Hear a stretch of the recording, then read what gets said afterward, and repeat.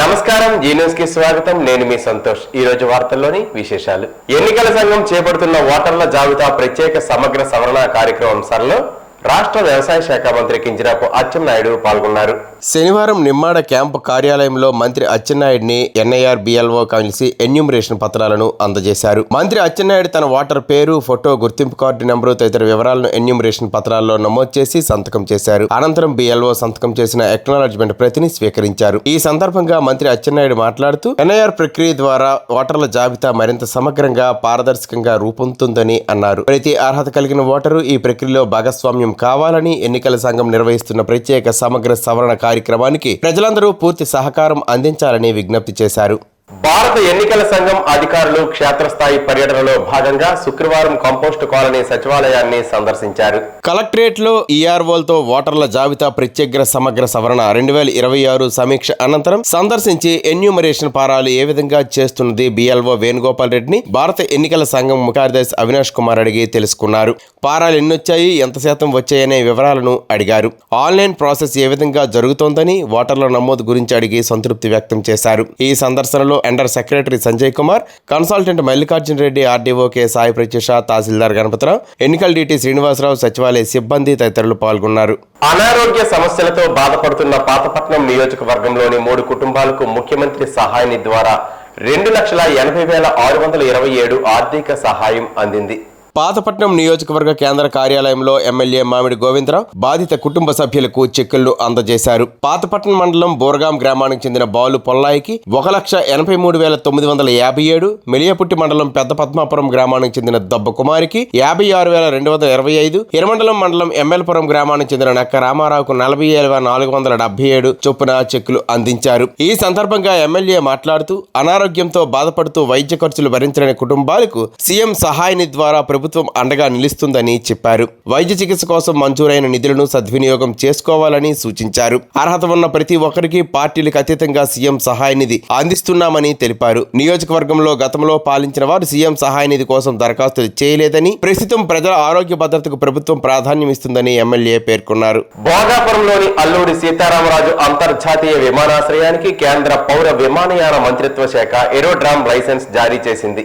ఢిల్లీలోని తన కార్యాలయంలో కేంద్ర పౌర విమానయాన శాఖ మంత్రి కింజరాపు రామ్మోహన్ నాయుడు జిఎంఆర్ ప్రతినిధులకు లైసెన్స్ పత్రాలను అందజేశారు. ఈ సందర్భంగా మంత్రి మాట్లాడుతూ భోగాపురం విమానాశ్రయం వాణిజ్య విమాన సేవలకు సిద్ధమైన కీలక దశకు చేరుకుందని తెలిపారు. ఈ లైసెన్స్ తో విమానాశ్రయ భద్రత, నిర్వహణ ప్రమాణాలను పూర్తి చేసుకుని ప్రారంభోత్సవానికి సిద్ధమైందని చెప్పారు. భోగాపురం విమానాశ్రయం ఉత్తరాంధ్ర అభివృద్ధి కేంద్రంగా మారనుందని, కార్గో సేవలు, ఎంఆర్ఓ, వాణిజ్య కార్యకలాపాలు, ఉపాధి అవకాశాలు, కొత్త మార్గాలు తెరుస్తాయని అన్నారు. ఈ ప్రాజెక్టు రాష్ట్రంలో పెట్టుబడులు, కనెక్టివిటీ పెంపునకు దోహదపడుతుందని తెలిపారు. శ్రీకాకుళం నగరంలోని రైతు మార్కెట్ సమీపంలో ఉన్న దూదివారి కోవెలలో శనివారం సందర్భంగా శ్రీ వెంకటేశ్వర స్వామికి ప్రత్యేక పూజా కార్యక్రమాలు నిర్వహించారు.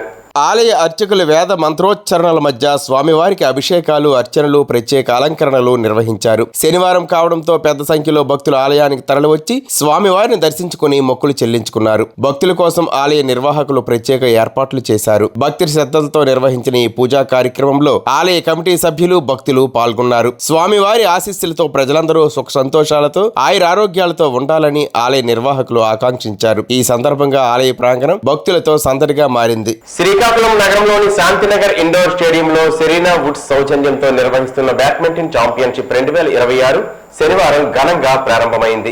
జూలై 11, 12 తేదీల్లో జరగనున్న ఈ పోటీలు ప్రారంభ కార్యక్రమానికి Srikakulam MLA Gundishankar, joint collector Farman Ahmed Khan ముఖ్య అతిథులుగా హాజరై క్రీడాకారులను అభినందించారు. ఈ సందర్భంగా వక్తలు మాట్లాడుతూ శ్రీకాకుళం జిల్లాలో క్రీడల అభివృద్ధికి కేంద్ర, రాష్ట్ర ప్రభుత్వాలు ప్రత్యేక ప్రాధాన్యం ఇస్తున్నాయని తెలిపారు. కోడి రామ్మూర్తి స్టేడియం పనులకు సంబంధించి పెండింగ్ లో ఉన్న 5 కోట్ల బకాయిలను ప్రభుత్వం చెల్లించడంతో పనులు వేగవంతంగా సాగుతున్నాయని అన్నారు. మరో 3 నెలల్లో ఇండోర్ స్టేడియం నిర్మాణం పూర్తి చేయనున్నట్లు వెల్లడించారు. ఫేజ్ 2లో భాగంగా గ్యాలరీల నిర్మాణానికి 9 కోట్లతో ప్రతిపాదనలు పంపినట్లు తెలిపారు. పాత్రునివల్ సమీపంలోని 35 ఎకరాల స్థలంలో హాకీ స్టేడియం, ఇతర క్రీడా అకాడమీల నిర్మాణానికి కేంద్ర ప్రభుత్వం 14 కోట్లు మంజూరు చేసిందని, పనులు ప్రారంభమయ్యాయని పేర్కొన్నారు. క్రీడాకారుల ప్రోత్సాహానికి కరణం మల్లేశ్వరి వెయిట్ లిఫ్టింగ్ అకాడమీతో పాటు టెన్నిస్ క్రీడాకారుల కోసం ప్రత్యేక స్థలం కేటాయించినట్లు తెలిపారు. రాష్ట్ర ప్రభుత్వం క్రీడల అభివృద్ధిపై ప్రత్యేక దృష్టి సారిస్తూ పాఠశాల, మండల, నియోజకవర్గ, జిల్లా స్థాయి పోటీల్లో నిర్వహణకు చర్యలు తీసుకుంటుందని అన్నారు. క్రీడాకారులకు మెరుగైన సదుపాయాలు కల్పించడమే లక్ష్యంగా పనిచేస్తున్నామని, శ్రీకాకుళం జిల్లాను క్రీడా రంగంలో ముందుకు తీసుకెళ్లేందుకు అన్ని విధాల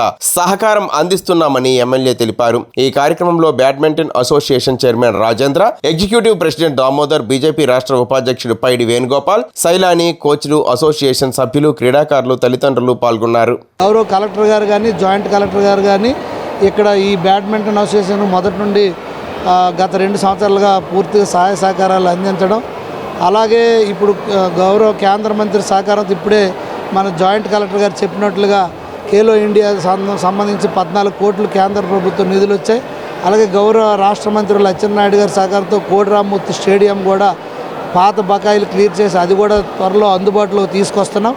జిల్లాలో క్రీడాకారులకి రానున్న 6 నెలల్లో మరిన్ని సౌకర్యాలు అందిస్తాం. తప్పకుండా ప్రతిభని వెలికి తీసుకొచ్చి అందరు క్రీడాకారులకి స్పోర్ట్స్ పరంగా గౌరవ విద్యాశాఖ మంత్రులు, మానవ వనరుల శాఖ లోకేష్ అన్న గారి సహకారంతో మేము మరింత అభివృద్ధి చేస్తామని ఈ సందర్భంగా తెలియజేసుకుంటూ, ముఖ్యంగా శ్రీకాకుళం బ్యాడ్మింటన్ అసోసియేషన్ వారి ప్రతి ఒక్కరికి పేరు పేరున నా హృదయపూర్వకంగా అభినందనలు తెలియజేసుకుంటూ నమస్కారం. మొత్తం ప్రతి కాన్స్టిట్యున్సీకి మనం సివిల్ ఏవియేషన్ మినిస్టర్ గారు, అగ్రికల్చర్ మినిస్టర్ గారు అది ప్రయత్నం చేస్తున్నాము. పాతపట్నం, ఇచ్చాపురంలో ఇండోర్ బ్యాడ్మింటన్ స్టేడియం ఆల్రెడీ మనం సిఎస్ఆర్ ఫండ్ నుంచి స్టార్ట్ చేస్తున్నాం. అదేవిధంగా పాతనివల్సలో మనం ఒక ఖేలో ఇండియా స్కీమ్ కింద 14 crores మనం ఒక పెద్ద మల్టీపర్పస్ హాల్, హాకీ స్టేడియం కూడా స్టార్ట్ చేసాము. అదేవిధంగా కేఆర్ స్టేడియం కూడా ఆల్రెడీ మనం స్టార్ట్ చేస్తూ శ్రీకాకుళం వాళ్ళకి చాలా మంచి opportunity.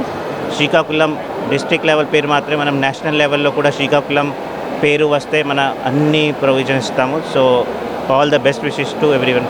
Thank you. Asha community health వర్కర్లకు వేతనాలు పెంచాలని, పనిభారం తగ్గించాలని డిమాండ్ చేస్తూ జూలై 31న శ్రీకాకుళం కలెక్టరేట్ వద్ద నిర్వహించే ధర్నాను విజయవంతం చేయాలని సిఐటియు జిల్లా ఉపాధ్యక్షురాలు కె నాగమణి పిలుపునిచ్చారు.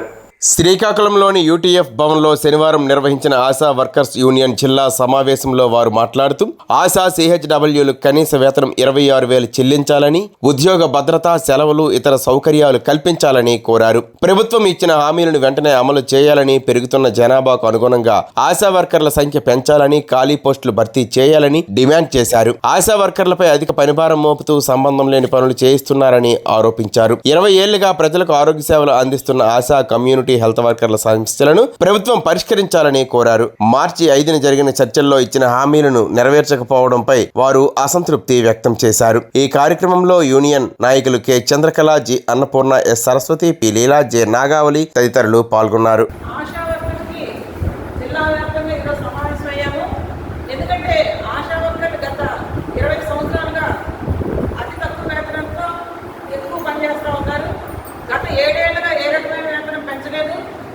కూటమి ప్రభుత్వం మేనిఫెస్టోలో ఆశా వర్కర్లకు జీతం పెంచుతామని చెప్పి కూడా హామీలు ఇచ్చింది.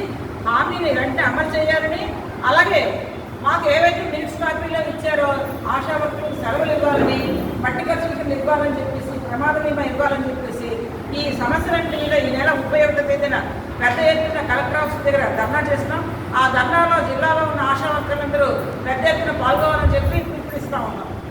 రాజీ మార్గంలో కేసుల పరిష్కారమే ఉత్తమమని జిల్లా న్యాయమూర్తి జునైద్ అహ్మద్ మౌలానా తెలిపారు.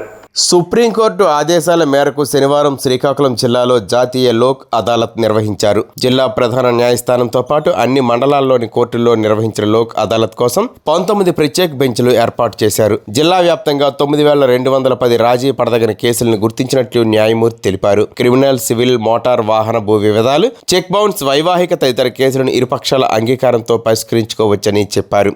లోక్ అదాలత్ ద్వారా సమయం, డబ్బు ఆదా అవుతుందని, తీర్పులకు చట్టబద్ధత ఉంటుంది పేర్కొన్నారు. కక్షిదారులు ఈ అవకాశాన్ని సద్వినియోగం చేసుకోవాలని జిల్లా న్యాయమూర్తి కోరారు. జిల్లా న్యాయమూర్తి చేతుల మీదుగా ఆహార పొట్లాలను అందించారు. ఈ కార్యక్రమంలో డిఎల్ఎస్ఏ కార్యదర్శి కె హరిబాబు పాల్గొన్నారు.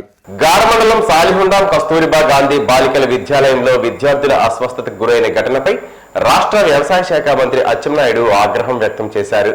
ఘటనపై మంత్రి కలెక్టర్ స్వప్నిల్ దినకర్ పుణ్కర్తో ఫోన్లో మాట్లాడి వివరాలు తెలుసుకున్నారు. విద్యార్థులకు అందించే భోజన నాణ్యతపై సమగ్ర విచారణ జరిపించాలని ఆదేశించారు. నిర్లక్ష్యానికి కారణమైన వారిపై తక్షణ చర్యలు తీసుకోవాలని, బాధ్యులను సస్పెండ్ చేయడంతో పాటు చట్టపరమైన చర్యలు చేపట్టాలని స్పష్టం చేశారు. విద్యార్థులకు మెరుగైన వైద్యం అందించాలని, భోజన వసతి, ఆహార నాణ్యతపై ప్రత్యేక దృష్టి పెట్టాలని అధికారులను ఆదేశించారు. ప్రభుత్వ లక్ష్యాలకు విరుద్ధంగా వ్యవహరించే వారిని ఉపేక్షించేది లేదని మంత్రి హెచ్చరించారు. ప్రసిద్ధ అరసవెల్లి శ్రీ సూర్యనారాయణ స్వామి ఆలయాన్ని శ్రీకాకుళం ఎమ్మెల్యే గొండు శంకర్ శనివారం ఆకస్మికంగా సందర్శించారు. ముందుగా స్వామి వారిని దర్శించుకొని ప్రత్యేక పూజలు నిర్వహించిన అనంతరం ఆలయ అభివృద్ధి, భక్తులకు అందుతున్న సౌకర్యాలపై అధికారులతో సమీక్షించారు. ఆలయ ప్రతిష్టను పెంచేలా అధికారులు, సిబ్బంది బాధ్యతాయుతంగా పనిచేయాలని సూచించారు. పారిశుధ్య కార్మికులు, భద్రతా సిబ్బంది సమస్యలను పరిష్కరించాలని దేవాదాయ శాఖ అధికారులను ఆదేశించారు. భక్తులకు మెరుగైన వసతులు కల్పించాలని, అన్నప్రసాదం నాణ్యతపై ప్రత్యేక శ్రద్ధ వహించాలని సూచించారు. అనంతరం ఇంద్రపుష్కరణి అభివృద్ధి పనులను పరిశీలించి నాణ్యతా ప్రమాణాలతో పనులను వేగవంతం పూర్తి చేయాలని అధికారులను ఆదేశించారు. ఈ కార్యక్రమంలో ఆలయ అధికారులు, అర్చకులు, సిబ్బంది పాల్గొన్నారు. గారమండలం సాలిహొండం కస్తూర్బా గాంధీ బాలికల విద్యాలయంలో విద్యార్థినుల అస్వస్థతకు గురైన ఘటనపై శ్రీకాకుళం ఎమ్మెల్యే గొండు శంకర్ శనివారం విద్యాలయాన్ని సందర్శించారు. అస్వస్థతకు గురైన విద్యార్థులతో పాటు ఇతర విద్యార్థినులతో మాట్లాడి వారి ఆరోగ్య పరిస్థితిని అడిగి తెలుసుకున్నారు. విద్యార్థులకు మెరుగైన వైద్య సేవలు అందించాలని వైద్య సిబ్బందిని ఆదేశించిన ఎమ్మెల్యే అస్వస్థతకు గల కారణాలపై సమగ్ర విచారణ చేపట్టాలని అధికారులను సూచించారు. అనంతరం విద్యాలయంలోని వంటశాల, తాగునీటి సౌకర్యాలు, ఆర్వో ప్లాంట్ మౌలిక వసతులను పరిశీలించారు.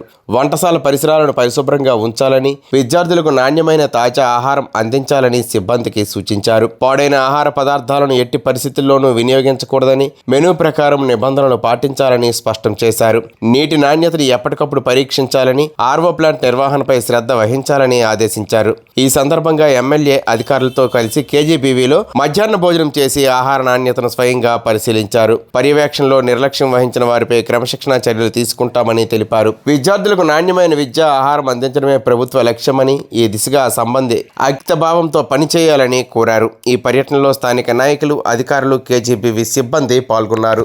ఈ వార్తలు ఇంతటితో సమాప్తం. తర్వాత బులెటిన్లో కలుసుకుందాం. నమస్కారం.